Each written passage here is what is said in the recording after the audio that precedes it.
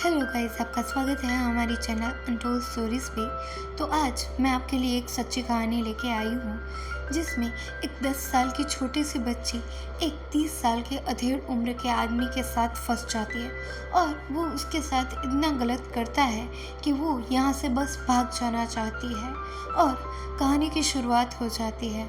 हम मासूम सी नजूम को अपने घर से दुकान के नाम पे बाहर जाते हुए देखते हैं, पर आदिल उसके पीछे था। शायद वो थोड़ी दूर आगे जाके जब टैक्सी करने की कोशिश करती है तभी उसका पति आदिल वहाँ पे आके उसको घसीटते हुए वापस घर में लेके चला जाता है। उसको घर लेके जाने के बाद वो उसे बहुत बुरी तरीके से मारता है, पर उसी के कुछ दिनों बाद फिर से दुकान के नाम पे दोबारा एक बार नजूम यहाँ से निकल जाती है। इस बार नजूम जब वो टैक्सी में बैठती है तो काफ़ी ज़्यादा हद तक खुद को छुपा के रखने की कोशिश करती है और फाइनली यहाँ से वो कोर्ट तक पहुँच जाती है। कोर्ट पहुँचते ही वहाँ पे एक लेडी होती है। वो उसे पूछती है कि बेटा, तुम्हारे मम्मी पापा कहाँ हैं? तुम गुम गई हो, क्या हुआ है? पर नजूम इसकी कोई भी बात का जवाब नहीं देती और वो औरत को लगता है कि ये शायद बहुत ज़्यादा डरी हुई है, तो वो उसको अपने साथ ही लेके जाने लगती है। जब वो अंदर जाते हैं तो नजूम को पता चलता है कि आज उसी औरत का तलाक होने वाला है, क्योंकि उसका पति उस पर बहुत ज़्यादा अत्याचार करता है। उसके साथ गलत करना तो उसका पेशा ही है, जिस वजह से आज वो ये रिश्ता ही ख़त्म कर देना चाहती है और वो अपने पति के दिए हुए ज़ख्म भी अदालत में दिखाती है, जिस वजह से फैसला उसके हक़ में होने ही वाला होता है। पर तभी कोर्ट का टाइम ख़त्म हो जाता है और जज नेक्स्ट डेट दे देता है इन सभी को। कुछ देर के बाद जज भी वहाँ से निकलने ही लगता है तो वो देखता है कि नजूम अभी भी अदालत में बैठी हुई है। वो उससे पूछता है कि आखिरकार वो यहाँ पे क्यों बैठी है और वो अपने घर क्यों नहीं गई। तो नजूम भी उसे बताती है कि वो यहाँ पे डिवोर्स लेने के लिए आई है। जो जान के जज काफ़ी ज़्यादा शॉक हो जाता है, क्योंकि वो एक 10 साल की मासूम सी बच्ची थी, तो उसका डिवोर्स लेने का आखिर क्या रीज़न हो सकता है। यहाँ पे नजूम अपनी पास्ट लाइफ के बारे में डिस्कस करती है कि उसका जन्म एक छोटे से गांव में हुआ था। उसकी एक बड़ी बहन और बड़ा भाई था और उनकी लाइफ में वैसे तो कुछ स्पेशल नहीं था, पर वो जो भी था, जैसे भी था, उसमें शायद जीना जान चुके थे। इसी दौरान हम देखते हैं नजूम के पिता को, जो आज दोबारा से उसकी पहली वाइफ को लेने के लिए उसके ससुर के पास जाते हैं, पर उसके ससुर उससे नाराज़ होते हैं, क्योंकि नजूम के जो पापा होते हैं उन्होंने उस लेडी के बाद बहुत सारी और औरतों के साथ शादी भी की थी और उनकी दी हुई गायें भी बेच दी थी। पर यहाँ पे नजूम के पापा उनको प्रॉमिस करते हैं कि वो अब कोई और औरत से शादी नहीं करेंगे और बच्चे उनकी माँ को बहुत याद करते हैं, तो वो उसी के साथ रहना चाहते हैं। और रही बात गाय की, तो वो एक के बदले उसे 2 गायें ला के देंगे, बस वो सिर्फ उसकी बीवी उन्हें वापस कर दें। यहाँ पे हम देख पाते हैं शायद काफ़ी हद तक जो नजूम के नाना होते हैं वो कन्विंस हो जाते हैं, और दूसरी ओर नजूम और उसकी बहन वहाँ पे घर पे अकेले होते हैं। तभी उनके गांव का एक आदमी, हुसैन का बेटा, वहाँ पे आ जाता है। यहाँ पे आके वो उनसे पानी मांगता है, जिस वजह से उसकी बहन घर में जाती है। और जब वो घर में जाती है तो मौका पाके वो आदमी भी उन्हीं के घर पे चला जाता है और अंदर से दरवाज़ा बंद कर देता है। और दरवाज़ा बंद करने के बाद वो नजूम की बहन के साथ बहुत ज़्यादा बुरा सलूक करता है। वो उसकी इज्जत पे हाथ डाल देता है और नजूम बाहर खड़ी रहती है बेबस, बेसहारा। वो कुछ भी नहीं कर सकती थी चाह कर भी। वो इतनी छोटी थी कि अपनी बहन के लिए कुछ कर नहीं पाई, तो उसका वहीं पे रो रो के बुरा हाल हो जाता है और वो वहीं पे बेहोश हो जाती है। कुछ देर बाद जब उसके घर वाले वहाँ पे आते हैं तो उन्हें समझ आता है कि यहाँ पे मामला बिगड़ चुका है, तो वो घर छोड़ के यहाँ से निकल जाते हैं और एक दूसरे शहर में रहना शुरू करते हैं। पर दूसरे शहर में रहना तो वहाँ से भी ज़्यादा मुश्किल था। नजूम यहाँ पे कुछ लड़कियों से मिलती है, वो तुरंत ही उनसे दोस्ती भी कर लेती है, पर उनके माली हालात वैसे नहीं थे। जहाँ पे ये नए रिश्ते बनाने बैठी थी, उधर उसके पिता एक 30 साल के आदमी आदिल के साथ उसका रिश्ता तय कर देते हैं। यहाँ पे ये बात ही कर रहे थे, पर यहाँ पे ना ही कोई नजूम से ये पूछने की कोशिश करता है और ना ही उसके पिता ये सोचते हैं कि इतने बड़े आदमी के साथ और इतनी छोटी उम्र में वो नजूम की शादी कैसे करवा सकते हैं।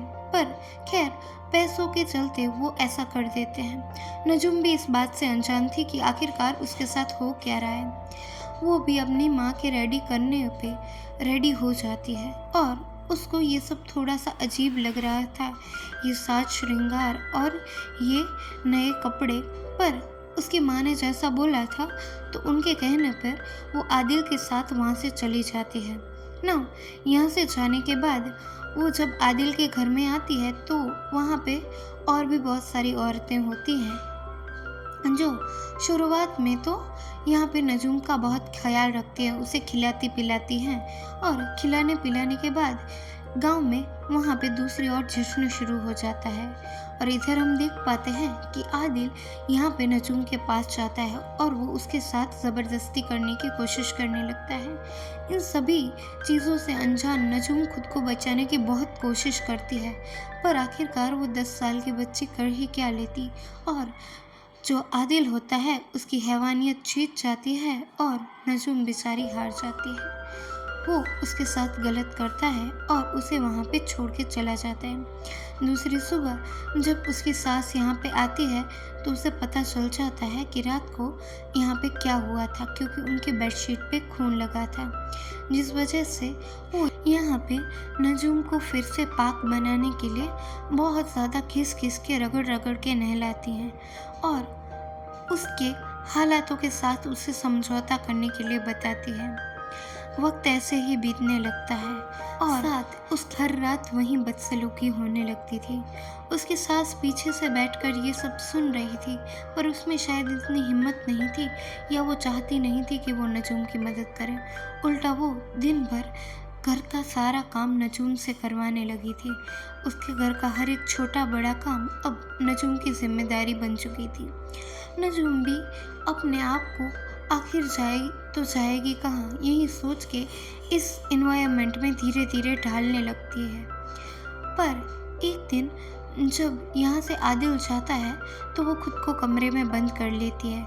कमरे में बंद करने के बाद वो अपनी किस्मत को कोसते हुए एक दीवार पे अपना सर पटकने लगती है। सर पटकती है इतने देर तक कि वो अपना होश ही खो देती है। और शाम को जब आदिल आता है तो उसकी माँ उसे बताती है कि नजूम ने दरवाज़ा बंद कर लिया है। तो यहाँ पे आदिल दरवाज़ा तोड़ के जब देखता है तो उसे पता चलता है कि नजूम तो बेहोश पड़ी है। तो वो उसको उठा के हॉस्पिटल लेके जाता है।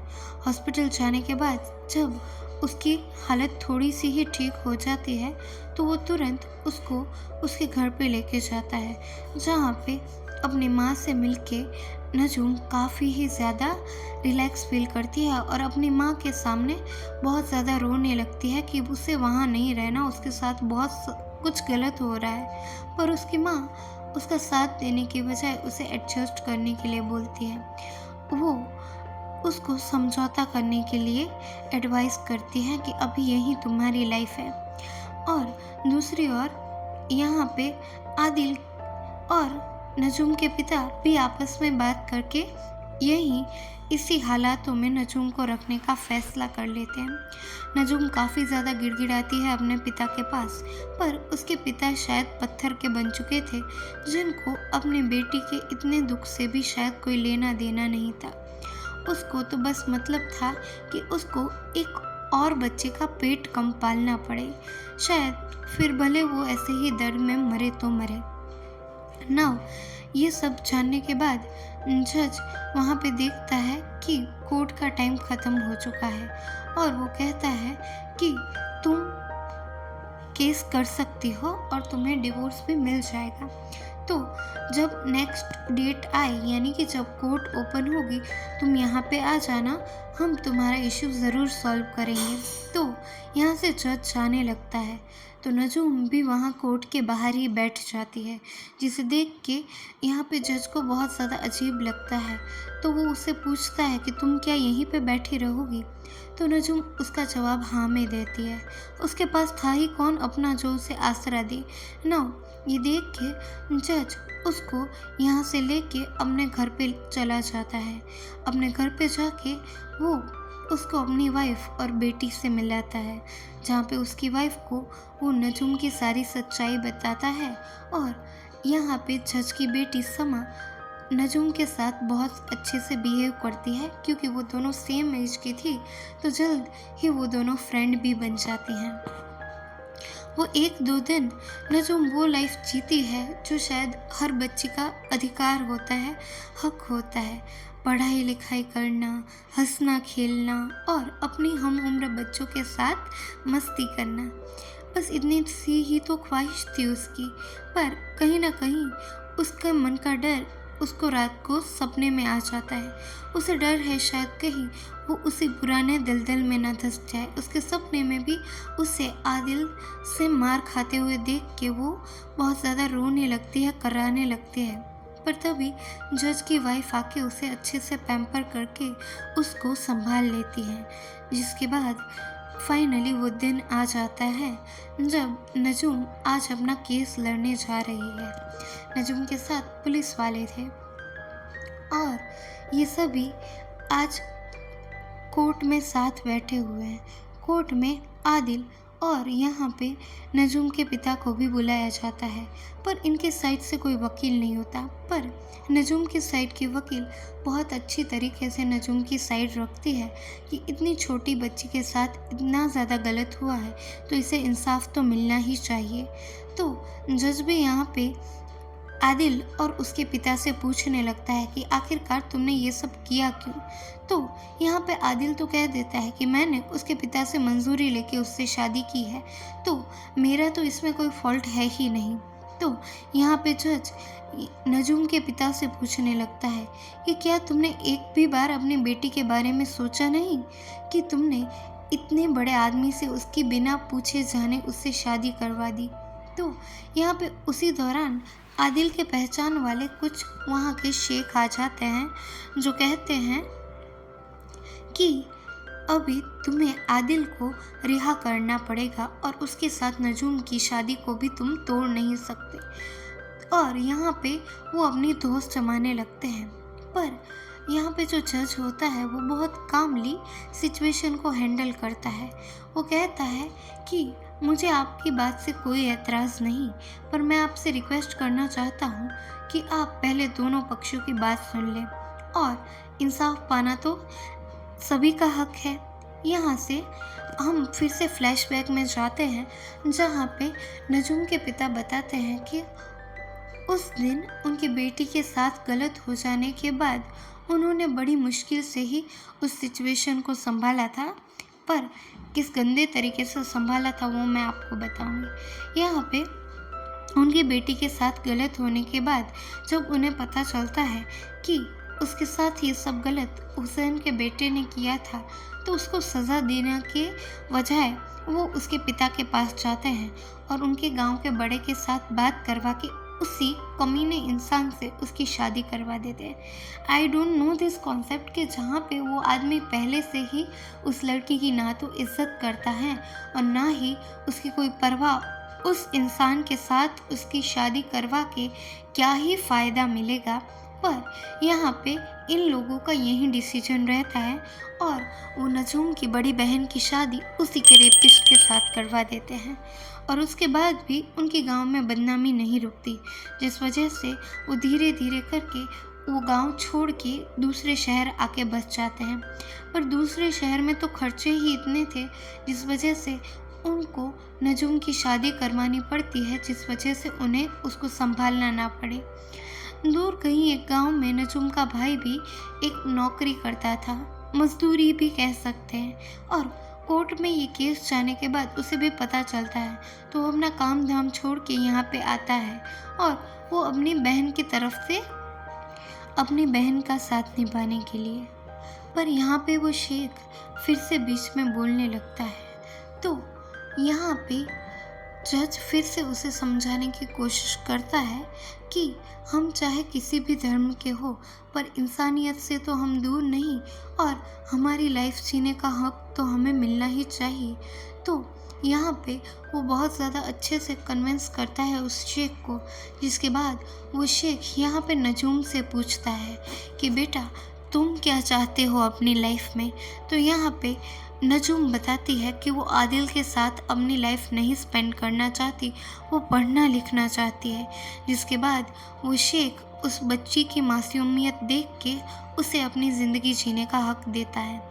यहाँ से हम देख पाते हैं कि फाइनली नजूम और आदिल का डिवोर्स हो जाता है और यहाँ से ये लोग यानी कि वो जज और उसकी वाइफ उसको यहाँ से लेके जाते हैं। कहानी के आखिर में हम देख पाते हैं कि फाइनली अभी नजूम स्कूल में पहुँच चुकी है, जो कि उसका सपना था, और उसकी आंखों में हम खुशी और चमक दोनों ही देख पाएंगे। उसने एक खिलौने दलदल से अपने आप को बचाया। लाइफ हर एक इंसान को एक मौका देती है, तो उसको पहचानो और उसके लिए जियो। लास्ट में बस इतना ही कहूँगी, जो नजूम के साथ हुआ है वैसा कभी भी किसी भी बच्चे के साथ ना हो। और इसी के साथ थैंक्स फॉर वॉचिंग। हम मिलेंगे एक नई कहानी के साथ। Till then bye bye.